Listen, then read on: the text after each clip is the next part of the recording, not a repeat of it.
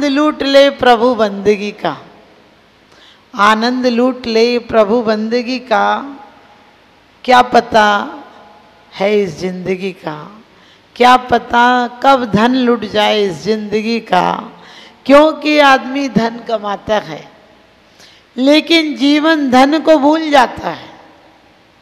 जीवन में हर काम के लिए समय निकालता है लेकिन जिसके लिए समय लेकर आया था उसके लिए जरा भी समय नहीं देता है।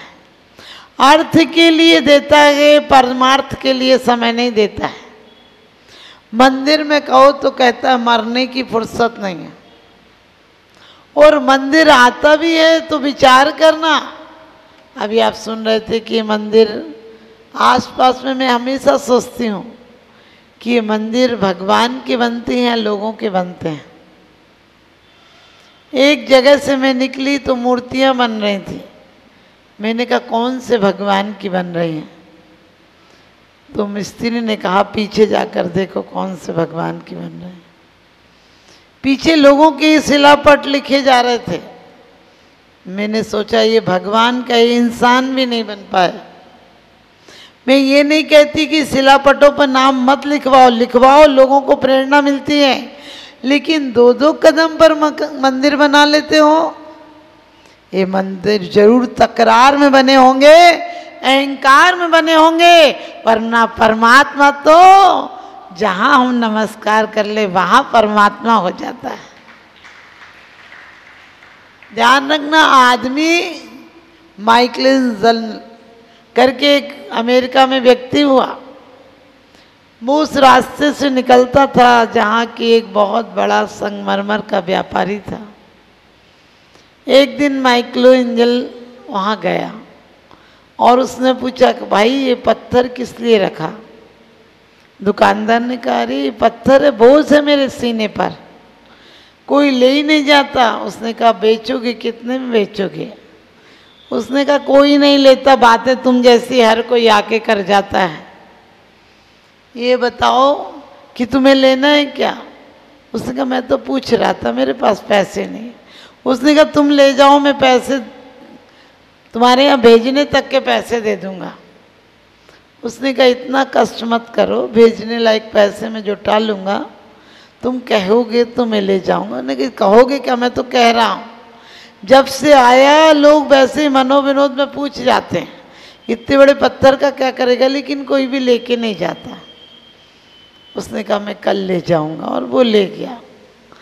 और कोई 2 साल बाद उसने उसी व्यापारी को अपने घर पर बुलाया और वो प्रतिमा अमेरिका की सबसे सुंदर और बड़ी प्रतिमा कहलाई। उस व्यापारी ने कहा भाई इतना सुंदर पत्थर कहाँ से लाया? इतना सुंदर पत्थर कहाँ से लाया? क्योंकि मरियम जीसस की लाश को उठा रही हैं और वो बड़े प्यार से उस लाश को देख रही हैं, ऐसी मूर्ति बनाई। उसने कहा वही पत्थर है जो तुम्हारे यहाँ पड़ा था। बोले वो तो इतना अच्छा हो ही नहीं सकता है, उसमें तो दाग थे, वो तो मटमेला था। कहने लगा तुम्हें सिर्फ बिक नहीं रहा था इसलिए दाग और मटमेला नजर आ रहा था। मैं जब निकलता था तो मुझे उसमें समझ गया जीसस नजर आते थे, मरियम नजर आती थी। मैं सोचता था काश इतनी बड़ी प्रतिमा में दोनों चीज बन जाएंगे। और जब अंदर में प्रतिभावान की पुकार हो तो प्रतिमा बन जाती है।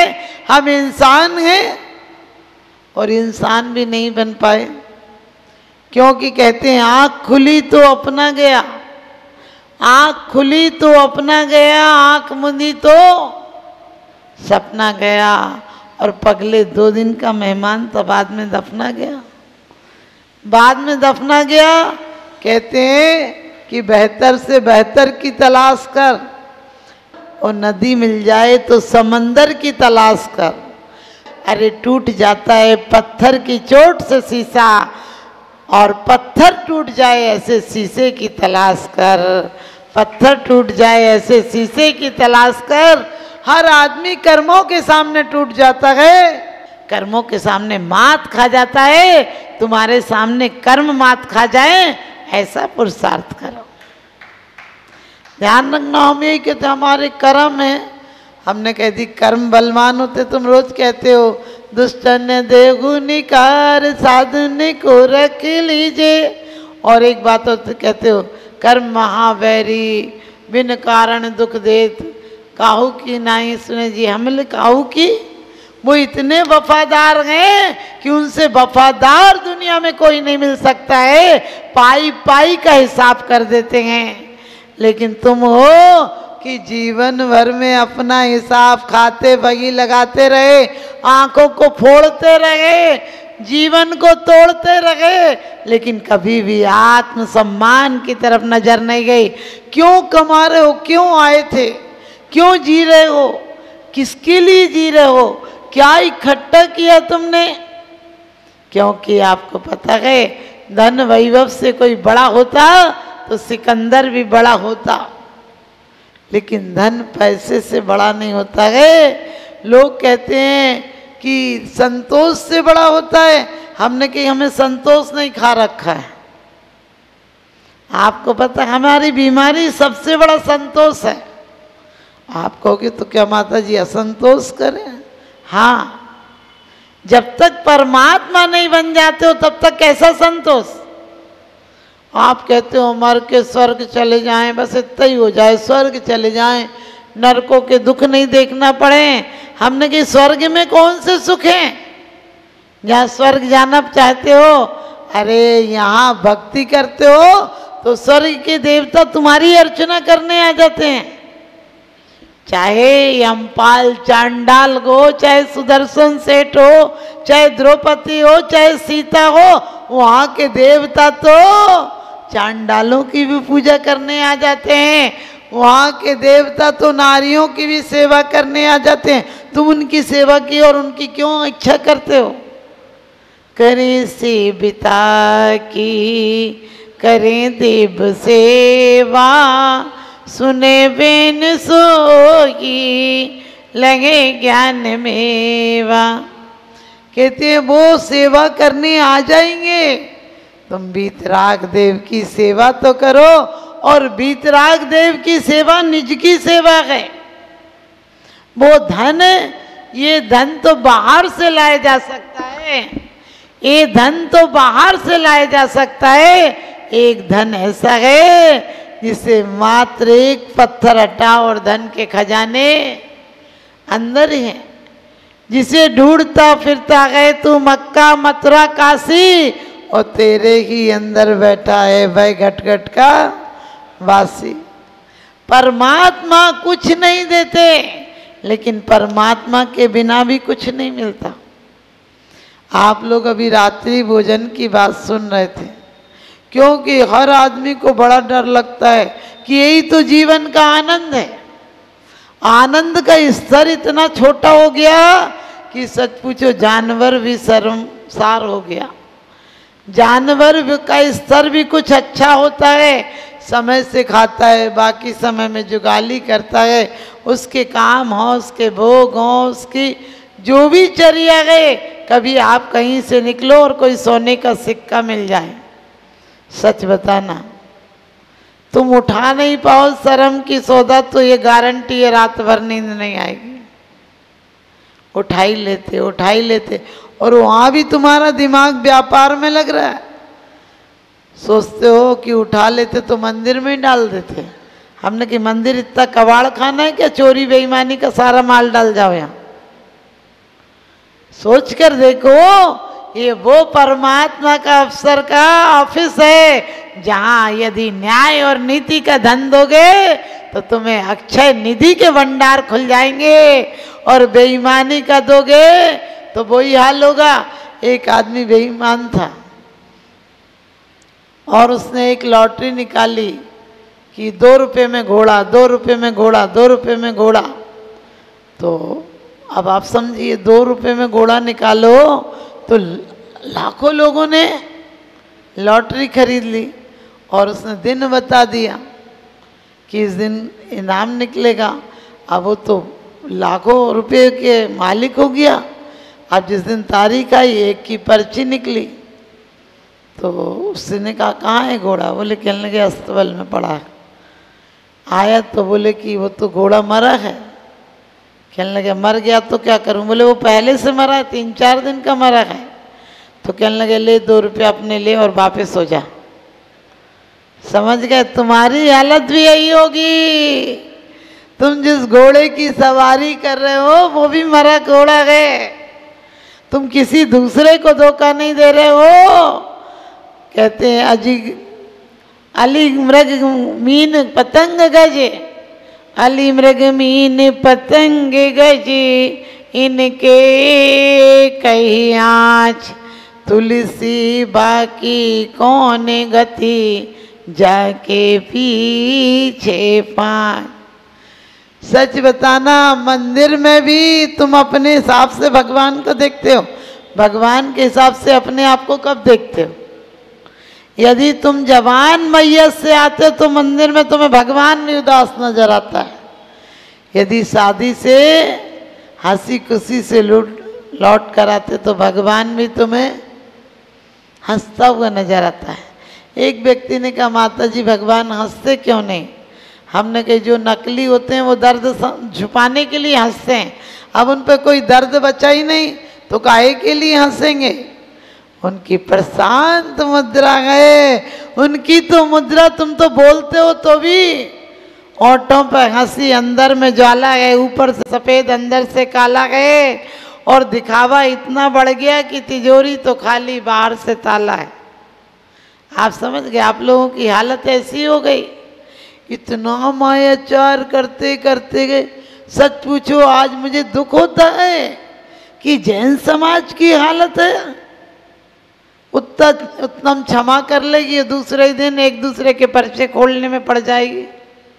फिर रोज पड़ेगी गुण ग्रहण का भाव रहे नित्य दृष्टि न दोषों पर जावे। साधु संत मिल जाएंगे तो गिरगिट की तरह गर्दन हिलाएगी और अपनी गाड़ी में से उतर के नीचे तक नहीं आएगी। फिर कहेगी गुणी जनों को देख हृदय में मेरे प्रेम उमड़ आवे, बने जहाँ तक उनकी सेवा करके अगर मन सुख पावे। हमने कहा तेरे मन में अगर दया ही नहीं है समझना तुझे दिल मिला ही नहीं। ये ऊपर के हाथ जोड़ने की कवायद से कुछ नहीं होगा। ये मात्र कवायद है, व्यायाम है, एक्सरसाइज है। जो बड़े श्रद्धा से ऐसे बैठ जाते हो जैसे नंबर 1 के भक्त हो, और मौका पड़ जाए तो रास्ते से साइड से निकल जाते हो, फिर भी कहते हो हम श्रावक सृष्टि हैं। हमने कि श्रावक सृष्टि है तो देख तो तेरे 6 कर्तव्य में से कौन सा कर्तव्य पल रहा है। लोग कहते हैं साधु परिश्रय सहते, हमने कि तुम उससे ज़्यादा सहते हो। ये बात अलग है कि परिश्रय आत्मशक्ति के आलोकन के लिए, आत्मशक्ति के उत्थान के लिए सहते हो। तुम धनाशक्ति में सहते हो, तुम कामाशक्ति में सहते हो, तुम भोगाशक्ति में सहते हो। ध्यान रखना, आपने देखा धनाशक्ति के लिए यदि कोई महिला 50 साड़ी निकलवा के डलवा जाए उसके बाद भी आप उस पर क्रोधित नहीं होते हो कि ठीक है भाभी जी अगले बार आइएगा, बताइए क्या चाहिए लेके रखेंगे। और दुकानदार क्या कहता है, भाई साहब आपकी सौगंध, आपकी सौगंध खा रहे, ये कपड़ा 50 रुपया मीटर लाए थे लेकिन तुम अपने वो 40 रुपया दे रहे हैं। हमने कि दिवाली आउट करने के लिए बैठा है क्या? चाय नाश्ता और कराता उसको। लेकिन तुम्हारी धारणा ऐसी है कि कहते हैं अगर सच बोलना चाहे तो दुनिया बोलने नहीं देती और बोलो तो रिश्ते तोड़ देती है। ये वाली हालत है। यदि आप उससे कहो कि हम 2 रुपया कमा रहे हैं तो वो दूसरी दुकान पे चला जाएगा, 2 तुम्हें कमाता हुआ नहीं देख सकता। क्योंकि एक व्यक्ति ने घमंड में आकर दूसरे से कहा कि देखा पैसे बिना कुछ चलता है क्या? मैं कहती हूँ पैसे से हर कुछ नहीं चलता है। पैसे से तुम औरत ला सकते हो लेकिन पत्नी नहीं ला सकते हो। वो धर्म पत्नी नहीं आ सकती है जो तुम्हारे सठ कर्तव्यों का अर्धांगिनी बनकर तुम्हारे साथ तुम्हारा मोक्ष मार्ग प्रशस्त करे। वो तो पुण्य के उदय से ही मिल सकती है। तुम पैसे से बिस्तर तो ला सकते हो, नींद नहीं ला सकते हो। पैसे से कोठी बनवा सकते हो लेकिन घर नहीं बनवा सकते हो, क्योंकि पैसा सब कुछ नहीं होता। तो उसने भी कहा पैसा था तो देखा हमने नदी पार करा दी। तुम हमेशा कहते हो पैसे से क्या होता है। उसने कहा अरे पैसे से अभी भी कह रहा हूँ कुछ नहीं हुआ। कहने लगी कैसे नहीं हुआ, पैसा नहीं देता तो नाविक पार करा देता। कहने लगी मैं उससे कहता कि मैं फकीर हूँ तो मुझे फ्री में भी पार करा देता, लेकिन तू पैसे नहीं देता तो तुझे भी पार नहीं कराता। उसने कहा तेरे पैसे दिए। तो वो कहने लगा कि चल लौट के बताता हूँ, मैं बिना पैसे के चला जाऊँगा, तू बिना पैसे के नहीं जा सकता। समझ गए। आप लोगों के पास पैसा होना चाहिए लेकिन ध्यान रखना बेईमानी से नहीं, इसलिए नहीं कि धन दूंगा। अरे तुम नहाते हो तो ये सोचते हो पहले कीचड़ लपेट लूं फिर नहा लूंगा। तुम घर में जो काम भी करते हो तो क्या सोचते हो कि ऐसा कर लूं बाद में ऐसा कर, नहीं। तुम उस समय भी उत्कृष्टता को प्राप्त करना चाहते हो तो इस जीवन में भी परमात्मा बेहतर से बेहतर की तलाश कर, यानी जो उत्कृष्ट से उत्कृष्ट हो सकता है। और खाने के बारे में लोग कहते हैं कि खाना नहीं छोड़ा जा सकता है रात का। आप डॉक्टर डॉल्फ रूस का, किर्लियान की फोटोग्राफी, डॉक्टर डूल्फ और रूस का एक और हुआ किर्लियान, उनकी थ्योरी पढ़कर देखना। वो कहते हैं कि जो सोने के 6 घंटे पहले भोजन नहीं करता वो जीवन में कभी भी स्वस्थ और सुखी नहीं रह सकता। आप समझ गए। क्योंकि आपने देखा होगा छोटा बच्चा जब सांस लेता है तो क्या सीना उसका पंप करता है। आप कभी सोते हुए खुद को देखना है, कोई दूसरे को देखना, जब आप सोते हैं तो आपका पेट पंप करता है। क्यों? क्योंकि सारी ऊर्जा जो भोजन पचाने में लगनी थी वो तो आपने पेट के खाने में पचाने में रात को लगा दी। अब आप स्वस्थ कैसे रहोगे? ना जाने कैसे वातावरण में जी रहे हैं लोग, ना जाने कैसे वातावरण में जी रहे हैं लोग। रात कटती जागरण में, दिन में सो रहे हैं लोग। आज जीवन में सोच कर देखो, जितनी जितनी हिंसा और असंयम बढ़ा है उतने मौत के कगार पर खड़े हैं। अभी ज़्यादा खुश मत होना कि तुम्हारे बैंक बैलेंस, तुम्हारी सुरक्षाएं काम आएंगी। अभी आप लोगों ने सुना होगा, पढ़ा होगा, आज मौत के कगार पर बैठा है आदमी। क्योंकि कहते हैं रूस, चीन, जापान, सरस को ये भी आगे बढ़ जाए। जब तक सद्ज्ञान नहीं होगा सब फीके पड़ते जाएंगे और ये भौतिकता के सुख साधन नरकों को गढ़ते जाएंगे। आदमी इतना हिंसक हो जाएगा कि आज इतनी योजनाएं बनाई हैं कि एक बार में 2500 किलोमीटर तक मारक क्षमताएं प्राप्त कर ली। लोग कहते हैं हम पूरी दुनिया को नष्ट कर सकें, ऐसे ऐसे एटम बम, परमाणु बम हैं। एक व्यक्ति ने हमें किसी दिन बताया कि माताजी आज पूरी दुनिया में इतने एटम बम हैं कि पूरी दुनिया को 170 बार खत्म किया जा सकता है। हमने कि पागलपने की भी हद है। जब एक बार में दुनिया खत्म हो जाएगी फिर 170 बार किसको खत्म करेगा?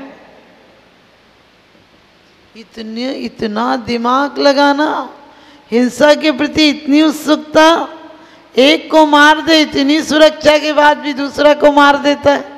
और उस मरने के पीछे एक नहीं मरता है, उसके पीछे लाखों व्यक्ति मर जाएंगे। लाखों संस्कृतियां नष्ट हो जाएंगी। कोई देश पर, कोई चीन, कहते हैं कोई भी देश हो, आप लोगों ने सुना होगा कि ऐसे महान देश थे, एक एक परमाणु बम गिरा और तहस नहस हो गई। थैला चेले को दिया और कहा जमीन में मत रख देना, टांगे रखना। जब तक गुरुजी ऊपर चढ़ के थोड़े कुएं पर पानी पीने जाना था, वो नीचे ही खड़ा रहा। उसने कहा गुरुजी कभी तो कहते नहीं थे, आज क्या होगा, बार बार कह रहे पानी पीने जा रहा हूँ, ठीक से रखना, ये करना। उसने लिया और थैले में दिखा रही सोने की ईंट है। उतनी बड़ी, वहाँ से दूसरी ईंट उठाई और वो ईंट वहीं पर गड्ढे में डाल दी। जब फिर चले थोड़ी दूर जाकर, फिर गुरुजी ने कहा कि डर तो नहीं है, बस्ती ठीक है कि नहीं, कोई चोर डाकैत तो नहीं है। उन्होंने कहा कि गुरुजी चिंता मत करो, डर को तो हम पीछे फेंका है। उन्होंने कहा मतलब? तो कहने लगे वो तो डर अब कुछ नहीं है, आप देख लो, चाहे विश्वास नहीं हो तो देख लो। गुरुजी ने देखा, उतनी वजन की ईंट थी, लेकिन वो क्या थी, मिट्टी की सादा ईंट थी। गुरुजी ने भी कहा कि अरे मैं भी कैसा पागल इस ईंट को ढोता हुआ इतना वजन का समझ के यहाँ तक चलाया। उसने कहा गुरुजी तुम्हें बड़ा डर था, मुझे खतरा था कहीं तुम ही नहीं मर जाओ उस डर के चक्कर में, इसलिए मैं पीछे फेंक आया।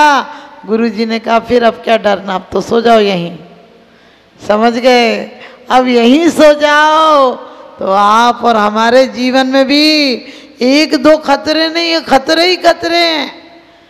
लोगों के लिए तुम अच्छी जिंदगी जीते हो, अच्छी भी कहाँ जीते हो, उसको कमाने में दुख, उसको रखने में दुख, उसको लगाने में दुख, और बाद में लगा भी जाओ तो नाम का दुख पटिया नहीं हट जाए, ये पट्टा नहीं हट जाए। मैंने कही चिंता मत करना, ज़्यादा पटिया की चिंता करोगे तो समझ गए आगे चल के उल्टे पटके जाओगे नरकों में।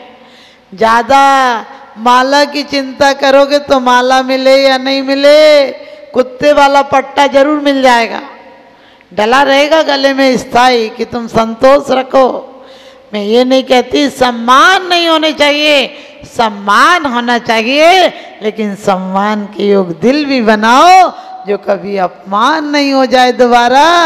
एक बार ऐसा सम्मान प्राप्त करो कि 3 लोग तुम्हारा आदर करे, तुम्हारे पथ का अनुसरण करे, अनुगमन करे। इन स्वभावनाओं के साथ बोलिए आदिनाथ भगवान।